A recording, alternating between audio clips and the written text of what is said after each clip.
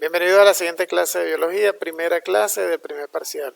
Hoy el tema será el origen de la Tierra e hipótesis de la aparición de los primeros microorganismos. Con esto iniciamos la unidad número 1, el origen de la vida.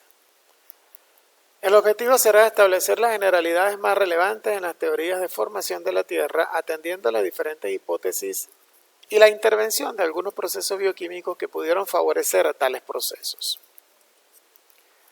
Empecemos por la teoría del Big Bang como origen del universo. La gran explosión se entiende por Big Bang, también llamada la gran explosión, el principio del universo, es decir, el punto inicial en el que se formó la materia, el espacio y el tiempo. De acuerdo con el modelo cosmológico estándar, el Big Bang tuvo lugar hace 13.800 millones de años, en un punto de gran densidad y gran temperatura, que no soportó más la condición, explotó y empezó a expandirse en lo que hoy conocemos como el universo y que según la teoría cosmológica todavía continúa expandiéndose, es decir, no tiene fin. Obviamente es una teoría. ¿Y de dónde salió ese punto inicial? Dejémosle a la filosofía humana esa parte. En particular, siempre separamos lo científico de la creación, pero si estamos en ciencia, tenemos que buscar una base científica. Y hasta ahora solo tenemos estas teorías. Entonces, gracias a la explicación de las mismas, se ha podido soportar la teoría de muchas situaciones que en la naturaleza funcionan adecuadamente. Por eso no se descartan en su totalidad. Y es interesante porque igual tienen base científica que pudiera parecer bastante estable. ¿Qué hay detrás de la formación de la Tierra? La historia de la humanidad se queda en un dato insignificante en comparación con la historia del origen de la Tierra. Mientras que la vida en nuestro planeta no llega a 4.000 millones de años, la Tierra se remonta a más de 4.500 millones de años de la Tierra, no del universo. Un tercio de vida si lo comparamos con los 13.700 millones de años que nos separan del Big Bang. Durante todo este tiempo, la Tierra ha sufrido grandes transformaciones que han ido dejando huella hasta nuestros días. Entonces, sale la teoría de que se formó un cinturón de protoplanetas debido a diferentes explosiones y expansiones que tienen lugar dentro de la gran explosión del Big Bang, apareciendo lo que conocemos como la Vía Láctea y dentro de ella las galaxias y dentro de ellas nuestro sistema solar, que es un simple y miserable punto al lado de la Vía Láctea, apenas como si fuera una estrella. De hecho, muchas de las luces que llegan a nuestro planeta como brillos de estrella pueden ser luces que se han generado hace más de millones y millones de años y que apenas nosotros las estamos percibiendo. Incluso puede ser que alguna de las estrellas que nosotros vemos en el cielo en las noches sea una Vía Láctea paralela, otra galaxia, otro sistema, pues ya se ha descubierto que efectivamente es así, o que corresponda a la luz emitida por la gran explosión de una estrella cuando muere, cuando nace. Es un mundo totalmente amplio y difícil de estudiar. ¿Qué hay detrás de la formación de la Tierra? Continuamos. Nuestro planeta en origen fue el mismo que el del sistema solar. Al principio solo había nubes de gas, rocas y polvo en rotación. Las fuerzas del espacio fueron creando el disco protoplanetario, la imagen que vimos en la diapositiva anterior, que se convertiría en nuestro sistema solar. La fusión nuclear de hidrógeno a helio hizo que se crease el Sol. Fusión nuclear significa procesos de cambio dentro de los núcleos de los átomos en grandes masas de hidrógeno y helio que están en el espacio porque se han encontrado, por eso se habla en estos términos.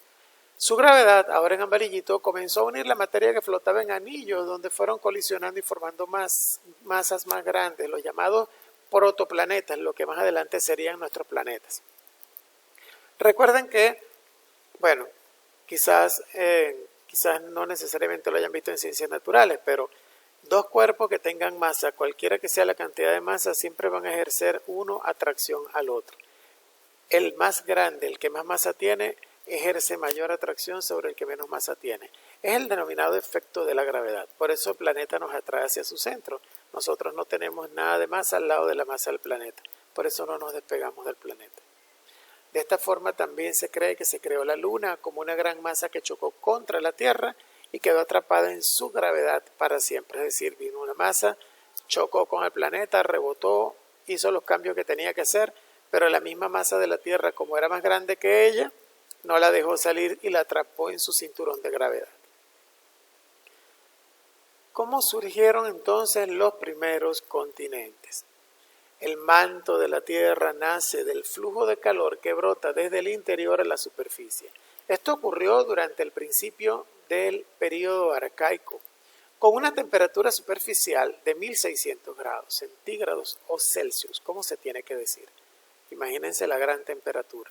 La corteza era muy inestable y se produjeron grandes choques o colisiones de meteoritos y otros asteroides que finalmente flotaban en el espacio.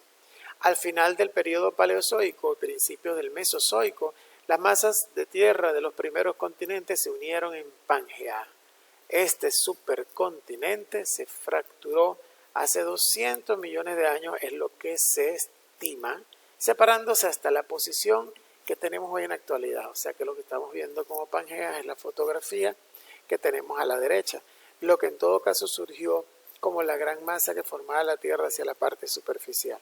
Si se dan cuenta, es una teoría que tiene una base científica, porque partiendo del hecho de que Pangea tenía la forma que vemos a la derecha y que luego se fueron separando por los movimientos de las placas continentales, obviamente causados por los grandes cataclismos volcánicos y sísmicos que tienen lugar en la Tierra e incluso los mismos meteorológicos, estos empezaron a separarse y las formas coinciden bastante.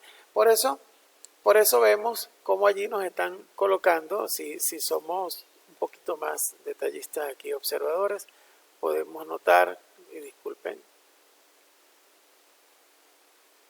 claramente voy a utilizar el apuntador láser. Fíjense aquí como India, Sudáfrica, Australia, Argentina, Brasil, Estados Unidos corresponderían a esta zona. Luego esto empezó a expandirse. El manto de la Tierra nace del flujo de calor que brota desde el interior de la superficie. Esto fue lo que escribí anteriormente allá. Entonces vean ahora, pasos básicamente en la imagen, lo que estoy cambiando, cómo se ve en tiempos actuales en este GIF. Hace años atrás hasta llegar al periodo actual. Fíjense aquí.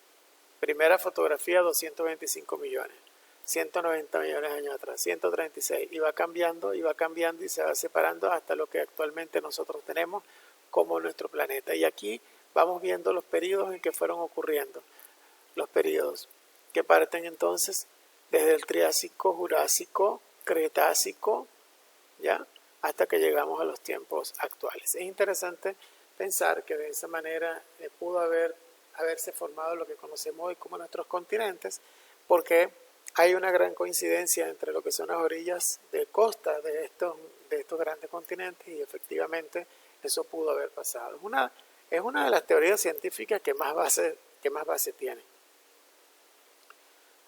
¿Qué se acepta actualmente sobre el origen de la vida? Cambiando ahora de tema. No se sabe mucho sobre las etapas más tempranas y previas al desarrollo de la vida y los intentos realizados para tratar de develar la historia más temprana del origen de la vida generalmente se enfocan en el comportamiento de las macromoléculas. ¿Qué son las macromoléculas?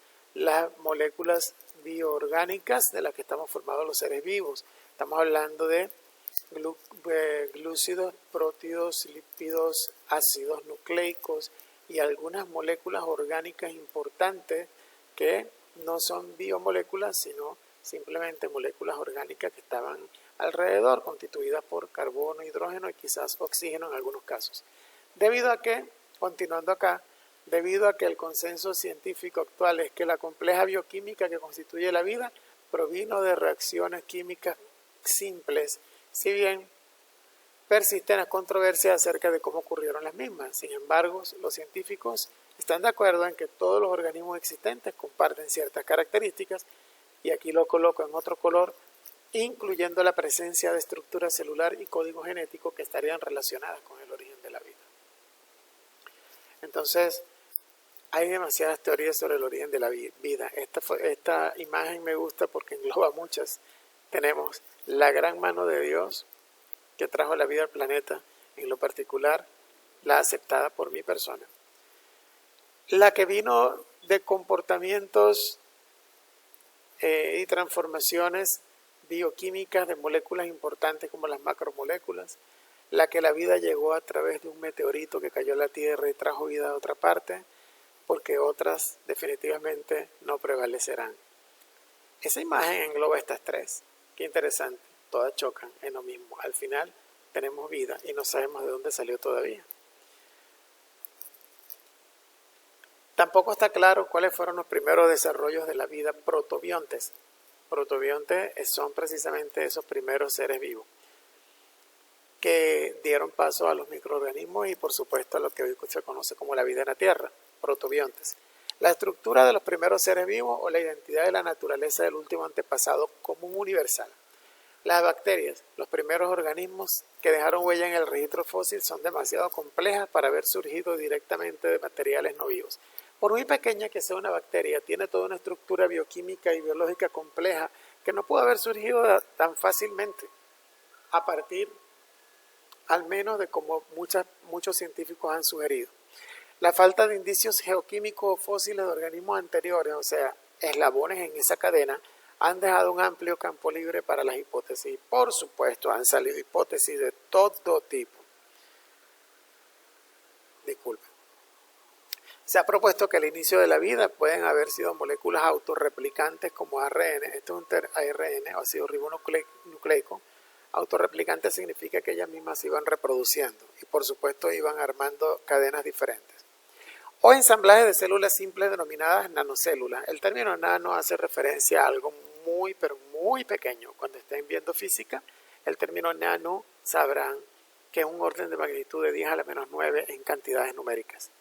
Una hipótesis alternativa es la del comienzo de la vida en otras partes del universo, desde donde habría llegado a la Tierra en cometas o meteoritos en el proceso denominado panspermia.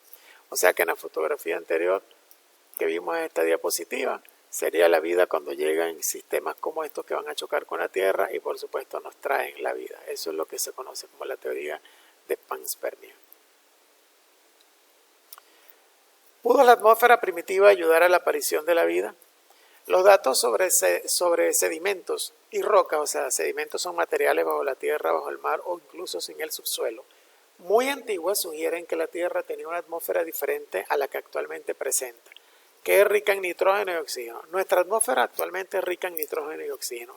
Efectivamente, si sacamos las trazas de argón, dióxido de carbono, vapor de agua, helio y otros gases, y consideramos que solamente tiene nitrógeno y oxígeno, tiene 79% de nitrógeno y 21% de oxígeno. Esa es la composición del aire que respiramos de la manera más general. Hay un consenso de que la atmósfera primigenia, o sea, la primera, no contenía oxígeno libre. En la actualidad se piensa que gases totales como el nitrógeno, vapor de agua y dióxido de carbono eran los principales componentes de la atmósfera primitiva y que le daban un carácter neutro y un carácter rojo al cielo.